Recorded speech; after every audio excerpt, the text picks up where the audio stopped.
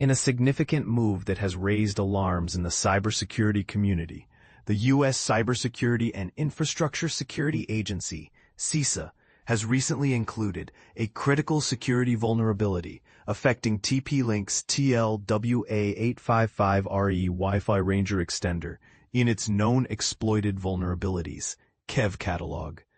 This addition comes in light of evidence suggesting that the flaw is currently being actively exploited, which is a cause for concern among users and network administrators alike.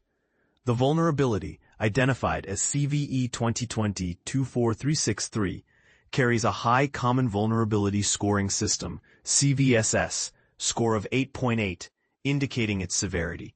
It involves a troubling case of missing authentication, which could potentially allow malicious actors to gain unauthorized elevated access to the affected device.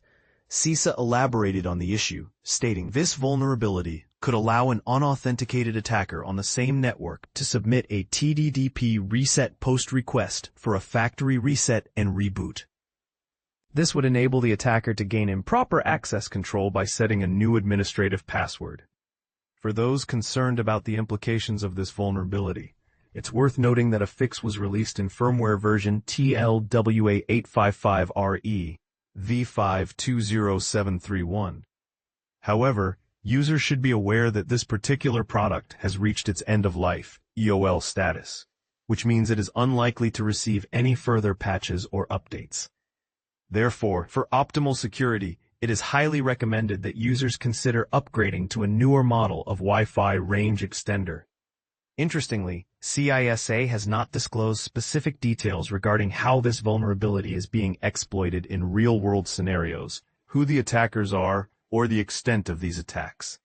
This lack of information leaves many questions unanswered and highlights the need for vigilance among users. In addition to the TP-Link vulnerability, CISA has also added a security flaw related to WhatsApp to its KEV catalog.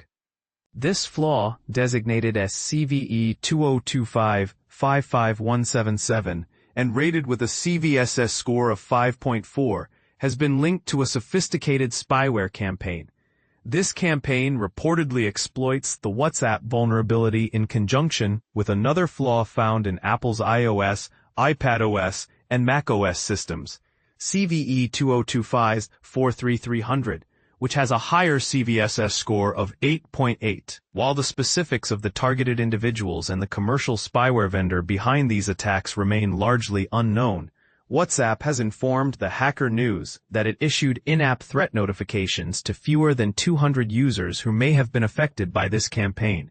This raises important questions about the scale and impact of such targeted attacks on user privacy and security. Federal Civilian Executive Branch (FCEB) agencies have been urged to implement necessary mitigations for both vulnerabilities by September 23, 2025, to protect against these active threats. What do you think about the implications of these vulnerabilities? Are you concerned about the security of your devices? Share your thoughts in the comments below.